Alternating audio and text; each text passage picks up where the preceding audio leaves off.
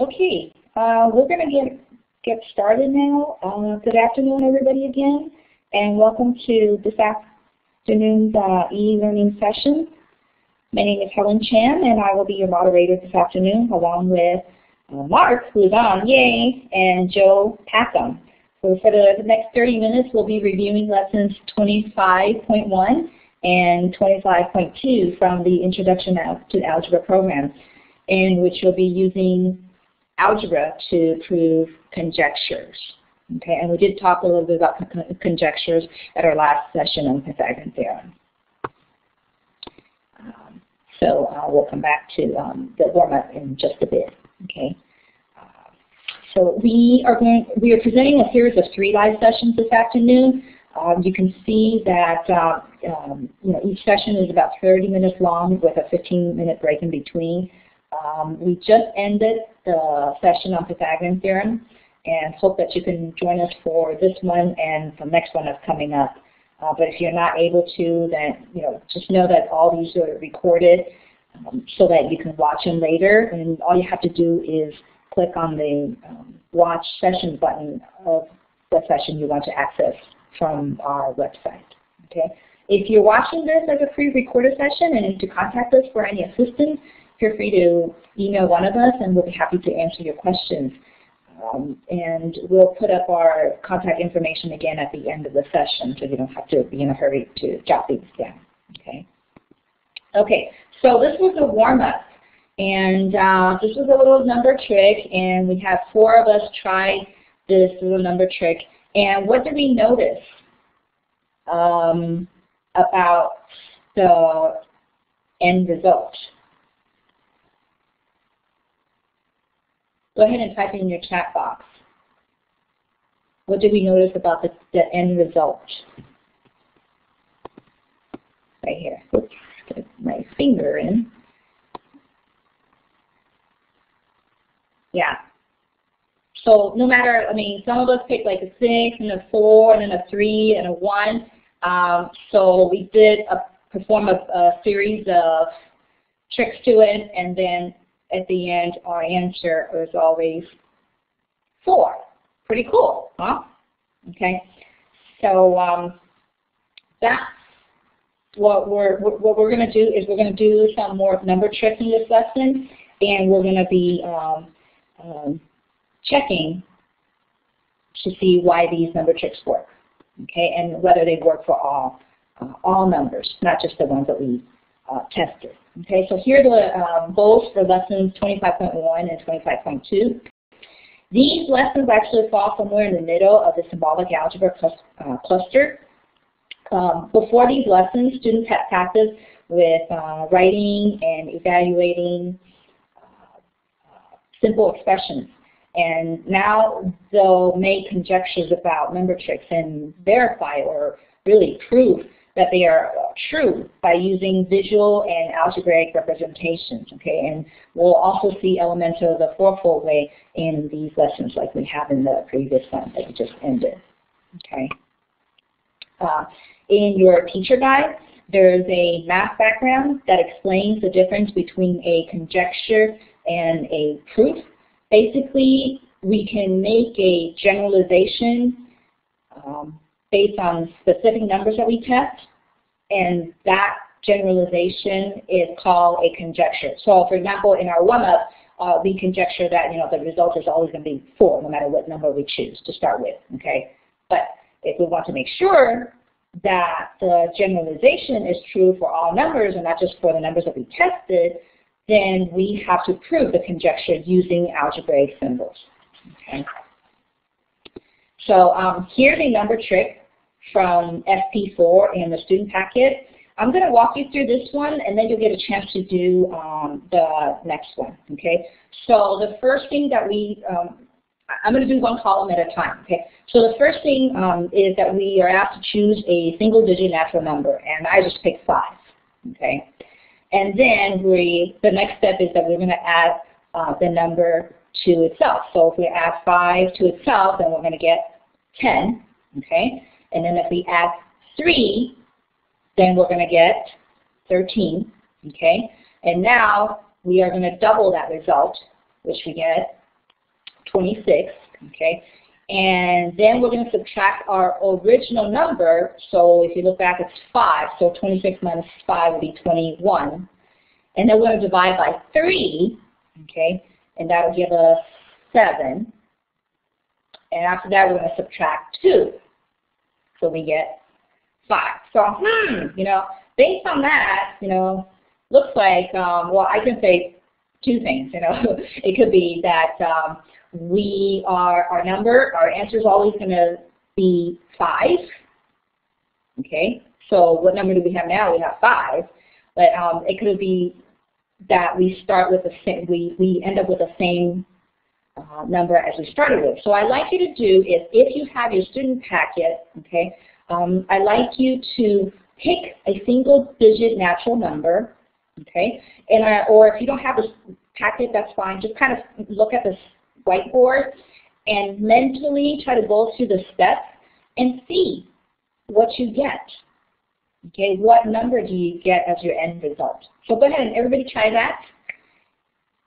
Okay, and then when you type in your chat box, like for example, me, I started with a 5 and I ended with a 5. So I'm going to put in my chat box, I'll put 5, comma 5, like that. Okay, so once you have it, once you have your perform the number check, go ahead and type your answer. Okay, or Mark, like the way Mark did it is fine too. He said that he started and ended with a 10. Okay, Connie started with 3 and ended with 3. So now, based on these 3 tests, number tests that we've done, okay, so it looks like everybody's ended up with the same number that they started. Okay, so that is our conjecture right now. Okay.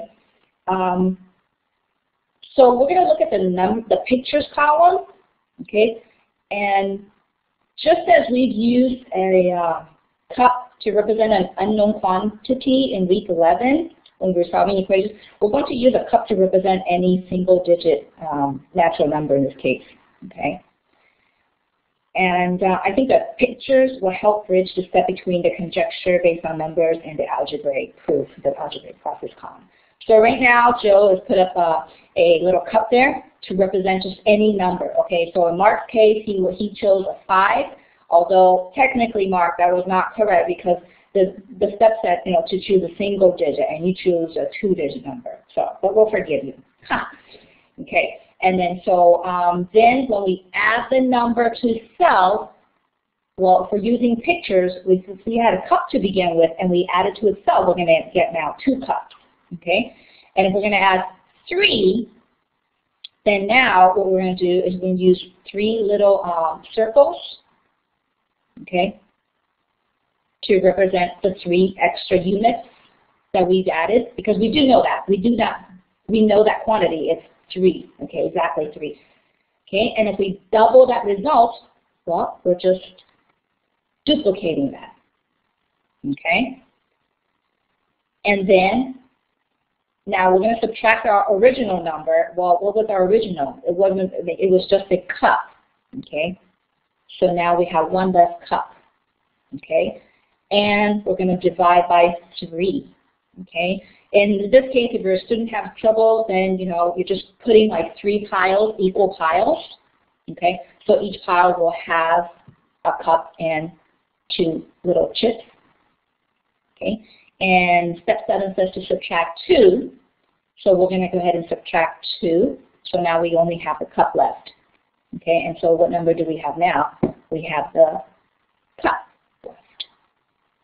And so you can see that our conjecture, okay, is, do we wind up with the same expression when we perform this trick with the pictures? In other words, I started with a cup. Did I finish with a cup? Happy face if you agree. Yes? Okay. Thanks. Okay, so now let's do the algebraic process. Now we're going to use variables now to do this. Okay, so we're going to let n represent any number that we choose.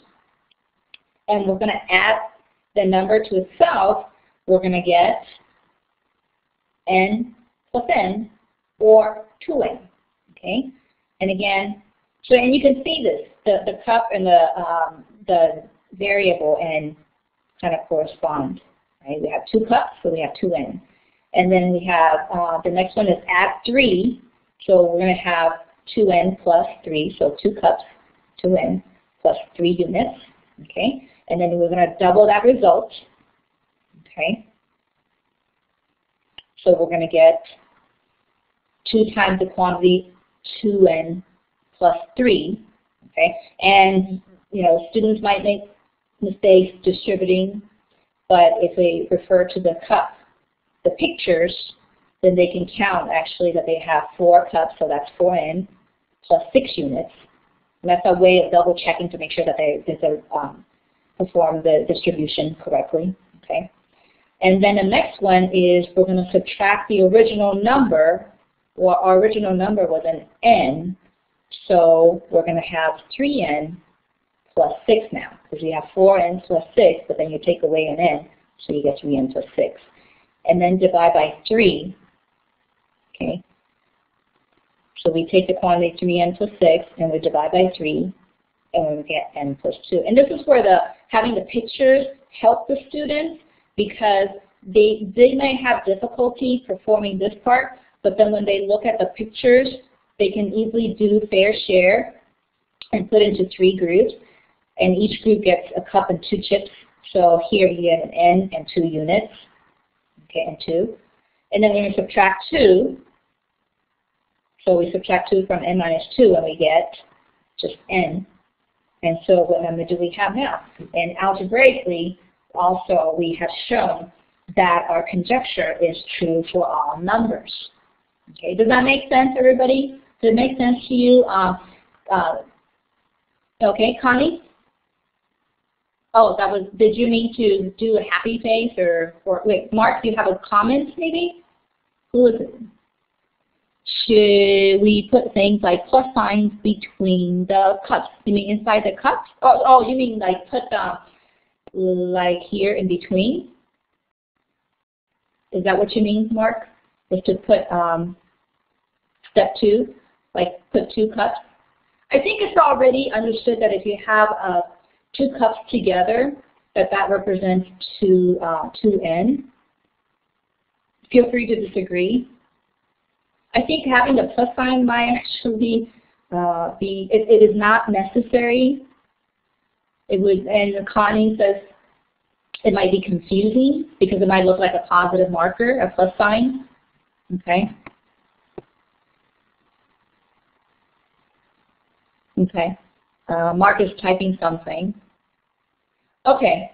So so maybe you're just posing that question to kind of for us to think about, you know, yeah, we probably should not mix pictures with symbols. Is that correct, Mark? Okay. All right. Thank you for pointing that out. Okay. All right. The next page, you're going to get to try the number trick here. Okay. And by the way, I have these little, if you get assigned to do the pictures, you can just use the little arrow and then click and drag these over to wherever you need them, so you don't have to draw these symbols yourself. This is kind of, think of this as like a little toolkit. Okay. So Pat, would you like to play with the pictures and play with these cups and chips? Okay. So go ahead and I've already started the first 2 steps for you. Just go ahead and continue this. Okay, finish it up. And then I'll have Connie, if you would do the numbers column, just pick whatever number you want. Okay. And then Joe, if you would do, no, I'm going to give Joe a break. Mark, why don't you do the algebraic process? Okay. And I'll set the timer. I will set the timer for 1 minute.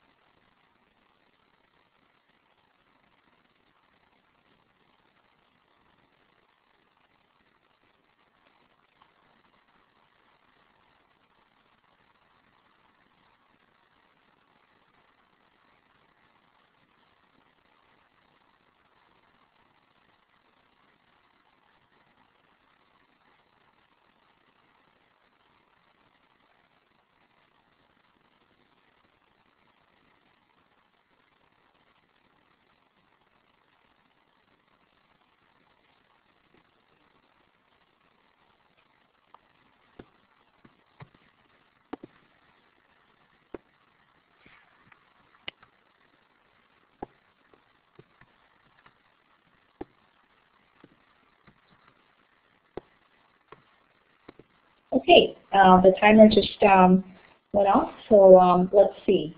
Go ahead and, it's okay, Pat, if you need more time, just go ahead and finish. I'm going to talk about the numbers column first, so that should buy you a little bit of time, okay? All right, let's look at Connie's column here, which is the numbers. So we have no restrictions, it was just choose a number.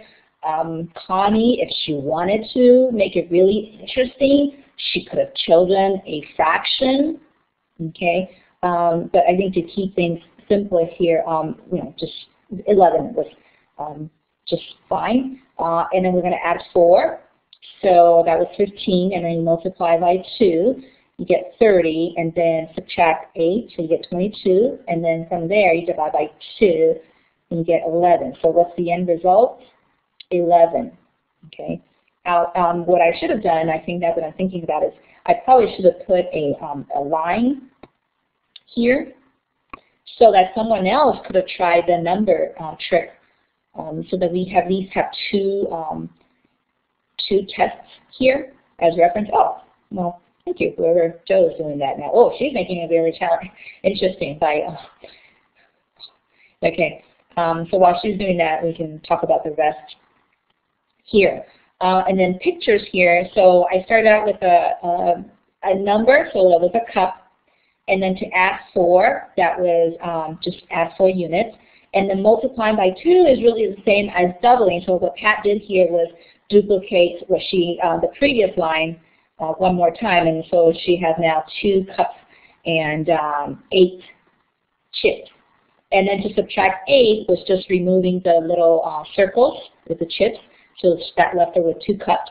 And then divide by 2, so do a fair share. So each group only gets 1 cup, and the result is 1 cup. Okay? And algebraically, we started out with n plus 4. You can see n plus 4, so that matches the algebra with the pictures. And then here, I'm glad that Mark did this instead of just writing out the answer to show the trick, was being performed, and then the results after the trick was performed. The step was performed. And so here you see that he was multiplying the quantity by 2, and then you get 2n plus 8, which matches the pictures very nicely. And then we have to subtract 8 from the previous quantity. So we had 2n plus 8, but then subtract out 8, you get 2n. So here you have 2 cups. And then dividing by 2, so we get the n, and that's the end result. Okay, so the number trick is really, you start out just like this one, but it doesn't always work like that. As we saw in warm-up, we didn't wind up at the same number. No, you don't have this always the starting number being the ending number. Just worked out by chance that both the examples we did happen to be that way. Okay, and we have just proved we made a conjecture based on numbers, and thank you, Joe, for doing that so quickly. So we made a conjecture, then we verify this using pictures. Oh, it was Connie, sorry. Okay, thank you, Connie. And then the algebraic process, we also use a symbolic algebra to prove that our conjecture is indeed true. Okay? Any questions about this page? No questions? And thank you, Connie, for doing that. And sorry I said it was Joe, but we'll move on. Okay, just want to point out that there's a blank template in the student packet. If you want to create more number tricks as desired, you can either have the students create their own number tricks, or you can create additional number tricks for your students. Okay, but it's there in the student packet. Okay, we're going to move on to lesson 25.2, where we investigate some patterns on the 100 chart. Take a look at the 4 numbers that I've highlighted here. Okay, so let me just draw this right here. Okay, so what is the sum of each diagonal in the highlighted cells? Go ahead and type your answer in the chat box.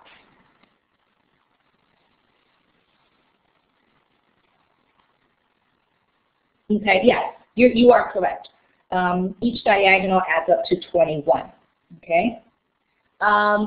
What I like to do is call on 3 people And you see these three 2x2 cells here, grids.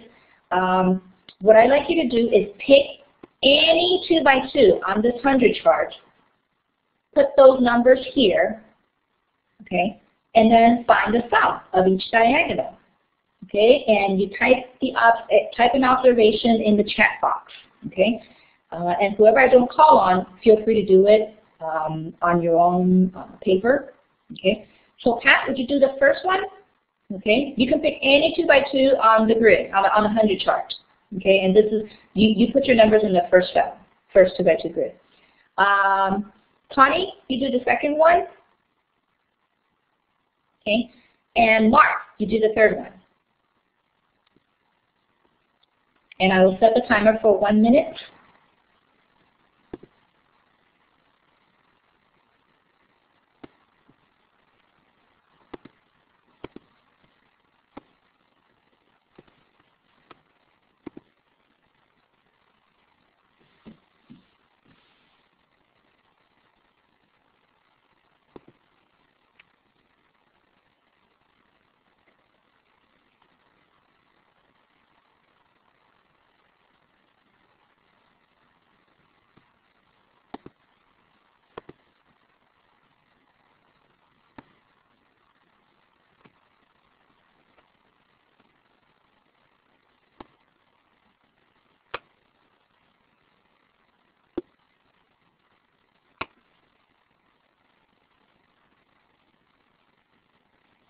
Okay, so don't forget to type on your sum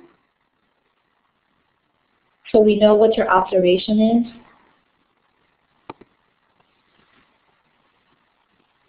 Okay. All right, so let's look at Mark's. Okay, he chose the very bottom right-hand corner, 89, 90, 99, 100, and it turns out that both diagonals had a sum of 189, okay? I think, Connie, you were the second one, correct? So you chose the 9, 10, 19, 20, and each of your diagonals was a sum of 29. And then Pat, it was 95, I believe. Is that correct, Pat? Okay, yeah. So, what is the conjecture at this, based on the four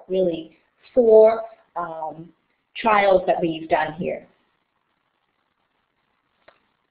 That the sum of the diagonals are the same. Would you agree with that conjecture? Click on a happy face if you agree that that's a good conjecture to make. Okay, thanks. All right. So let me ask you this. Do you think this conjecture will hold if I ask each one of you to do like another group of 2x2 cells?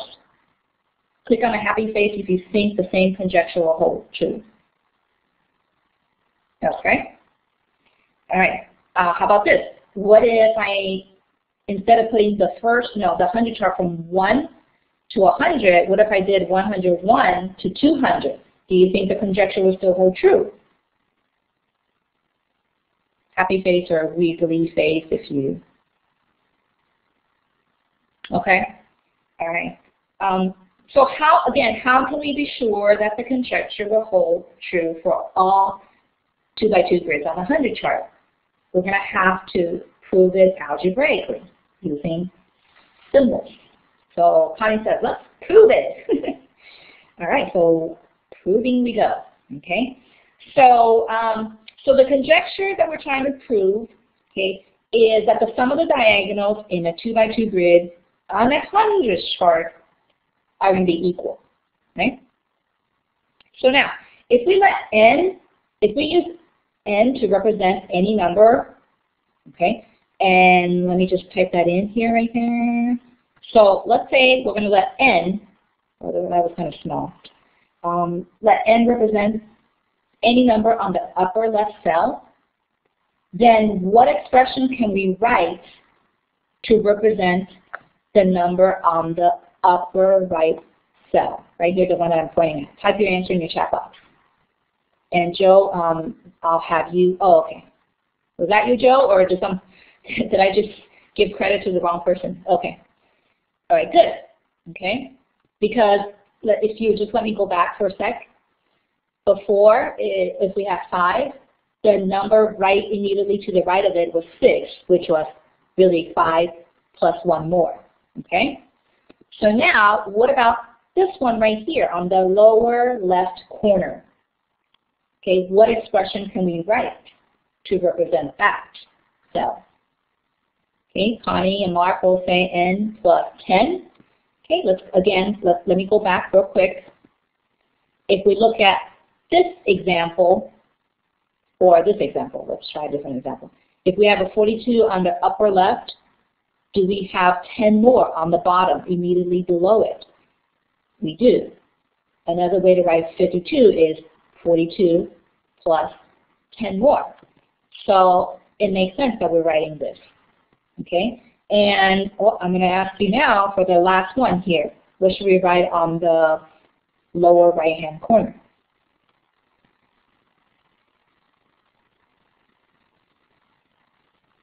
Okay? All right. N plus 11, that's fine. Okay? And it just depends on how you see it. Okay? Because you could immediately see, and allow me to go back again. You can immediately see that, oh, okay, 20 is really 11 more than 9. Okay? But if you don't see it that way, you might say, well, it's really the 10 up here plus 10 more. That gives me 20. So if we see it that way, then we can say, okay, well, I have n plus 1 up on the upper right hand.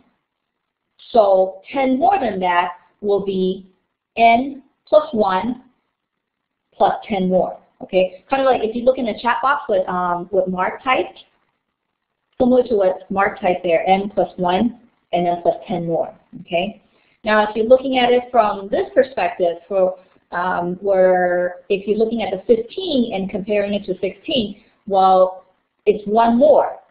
So then whatever we have for the lower left-hand corner, we add 1 more to it, so we would write n plus 10 plus 1 more. Either way, you wind up with n plus 11. Okay. Any questions? Did I just confuse you more? Are we good? Oh gosh. Okay. All right. Okay. Wow, that was quick. Okay. Can we just do this real quick? Jill, would you find the sum of the first diagonal? Okay, meaning these two. And Mark, would you do the second diagonal from the n plus 10 to the n plus 1? Just so that we can see that those the sum of those diagonals are the same. Okay, and simplify them all the way if you can, so that we can see that they are indeed equal. Okay.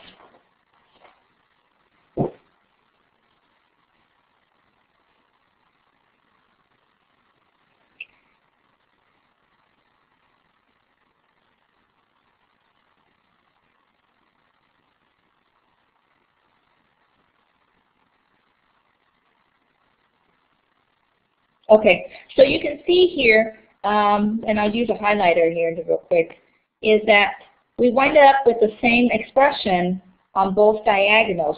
So we have just used algebra to prove that our conjecture is true. Okay, real quick. I wanted to show you guys, what would happen if we had placed n in different parts of the 2x2 grid, and we were going to do an exploration of that. And I welcome you to still do that exploration, on your own and see what happens. Does it matter where we put the n? Okay. Does it make the expressions more difficult to work with if we change things a bit around? Try it out. Okay. And something else to consider. These are other patterns on the 100 chart. And my question was going to be, would you put this upper left-hand corner to be n? Would you designate that to be n, or would you choose like the middle to be the n? Something to think about again. And would you automatically say, okay, the middle one is going to be the n in the cross pattern? okay? And you might want to assign to, when students, if you put the students to work in groups, you may assign one group to say, okay, everybody in this group, will do N in the upper left corner. Everybody else will do, a different group will do N on a different cell, and try and see if you guys, if everybody comes up with the same conclusion. Not necessarily the same expression, but the same conclusion that whatever the conjecture turned out to be. Okay. Any questions? I went through this real fast at the end. I'm sorry I ran out of time. Did you understand what I just said now? Happy face if you followed. Okay, thank you. And that's it for the session. So thank you for joining us. And if you want to join us for the next session, it starts at 4:30. The room is open right now if you want to log out here and then log into session, I think, 21 from our web page. Okay, so thank you, and I will see you later.